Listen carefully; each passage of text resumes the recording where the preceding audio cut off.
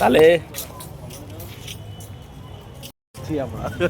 আমরা কলকাতা থেকে এসে এখানে চমকাচ্ছি বস, চমকাচ্ছি।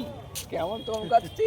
জগন্নাথ দেবকে দেখে। এই দেখো জগন্নাথ দেব, জয় জগন্নাথ। এই যে আমাদের বিজয় দা, বিজয় দা, জয় জগন্নাথ, জয় জগন্নাথ।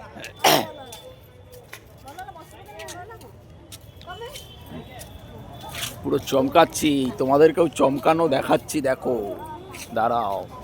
এতদিন যেটা দেখার জন্য এক্সাইটেড ছিলাম, আজ তা চোখের সামনে দেখে সত্যি মানে সামনে দাঁড়িয়ে বিশ্বাস করতে পারছি না যে আমরা জগন্নাথ পুরীতে এসেছি।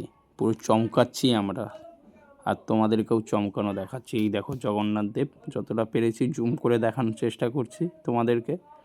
তোমরাও দেখো, তোমরাও দর্শন করো, তোমরাও জগন্নাথ দেবকে তোমাদের মনের ইচ্ছা বাসনা, তোমাদের যা প্রার্থনা রয়েছে তোমরাও জানাও। আশা করি জগন্নাথ দেব শুনবে, সবাইয়ের মনের কথা উনি শোনেন।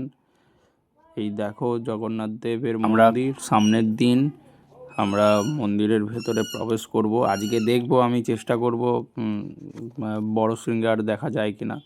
আমি বড় সিঙ্গারের জন্য এসছি, তবে আমি যেটা শুনতে পেলাম হাফ প্যান্ট পরে ছেঁড়া স্যুট পরে ঢুকতে দেয় না মন্দিরের ভেতরে। তাই তোমরা যারা আসবে এই ড্রেসগুলো পরবে না।